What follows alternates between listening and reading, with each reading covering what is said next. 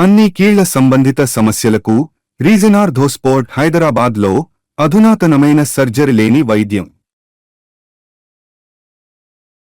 GHMC పరిధిలో కొందరు పోలీసుల తీరు తేడాగా ఉందా?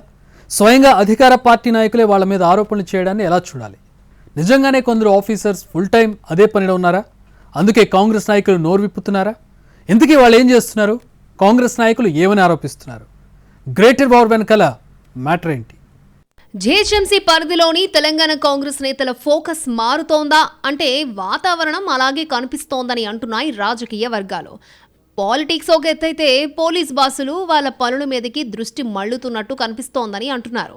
మొన్న ఎమ్మెల్యే, ఇప్పుడు పార్టీ సీనియర్ లీడర్ వరుసగా చేస్తున్న కామెంట్స్ హాట్ టాపిక్ అయ్యాయి. ఈ స్టేట్మెంట్స్ని విశ్లేషిస్తూ ఉంటే కొందరు పోలీసులు అసలు పని మానేసి కొసరు విషయాలపై దృష్టి పెట్టారని కాంగ్రెస్ ముఖ్యులు చెప్పాలి అనుకున్నట్టు కనిపిస్తోందని అంటున్నారు.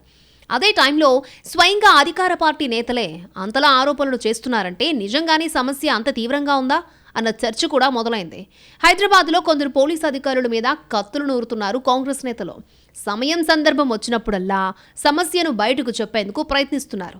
ఇందులో మొదటి వరుసలో ఉన్నారు దానం నాగేందర్. తన పరిధిలో ఉన్న ఓ డీసీపీ స్థాయి అధికారి ఇష్టారాజ్యంగా వ్యవహారం నడిపిస్తున్నారంటూ మీడియా ముందే తూర్పారబట్టారు. అది అధికార పార్టీకి కంట్లో నలుసులా మారింది. ఇక కొన్ని రోజులుగా దానం కాస్త సైలెంట్గా ఉన్నారు. సమస్య తీరిందని అనుకునే లోపే మరో నేత నోరు విప్పారు. ఈసారి ఆరోపణలు తీవ్ర స్థాయిలోనే వచ్చాయి. ఎల్బీనగర్ డీసీపీ మీద చాలా సీరియస్ కామెంట్ చేశారట కాంగ్రెస్ సీనియర్ నేత మధు యాష్కి. గాంధీ భవన్ చిచాట్లో డీసీపీ వ్యవహార శైలిని తీవ్ర స్థాయిలో తప్పుపట్టినట్టు సమాచారం. ఆ డీసీపీకి ఉద్యోగం పార్ట్ టైం అయిందని, ల్యాండ్ సెటిల్మెంట్లు ఫుల్ టైం డ్యూటీలా మారిపోయాయంటూ డైరెక్ట్ కామెంట్స్ చేసినట్టు చెప్పుకుంటున్నారు. శాంతి భద్రతల పరిరక్షణ కంటే భూ వివాదాల మీదనే డీసీపీ గట్టిగా ఫోకస్ పెడుతున్నారంటూ మధు యాష్కి ఫైర్ అయిపోతున్నట్టు తెలిసిందే. దీనికి కొనసాగింపుగా పోలీస్ కమిషనర్ ప్రస్తావన కూడా చేశారట.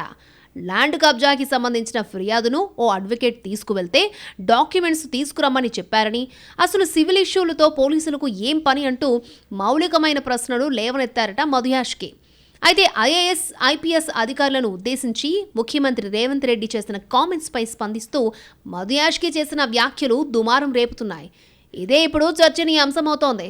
అధికార పార్టీ నేతలే ఇలా ఆరోపణలు చేస్తున్నారంటే ఆఫీసర్స్ వ్యవహారం సరిగ్గా లేదా, వాళ్ల ప్రవర్తన అంత తేడాగా ఉందా అనే డిస్కషన్ మొదలైంది. పోలీస్ అధికారులు సైతం ఇప్పుడు ఈ సబ్జెక్టు గురించే ఎక్కువగా మాట్లాడుకుంటున్నట్టు సమాచారం. అయితే మధు యాష్కి ఆరోపణలు చేసిన డీసీపీ పరిధిలో అంతర్గత సమస్యలతో ఈ వ్యవహారం బయటకొచ్చిందన్న మాటలు సైతం వినిపిస్తున్నాయి. ఏసీపీ స్థాయి అధికారులు ఇలా ప్రచారం చేస్తున్నారా అన్న డౌట్స్ కూడా ఉన్నాయట కొందరికి. లేదంటే అసలు ఎప్పుడూ పోలీస్ అధికారుల మీద మాట్లాడని మధు యాష్కి ఎందుకు మాట్లాడాల్సి వచ్చిందన్నది వాళ్ళ ప్రశ్న.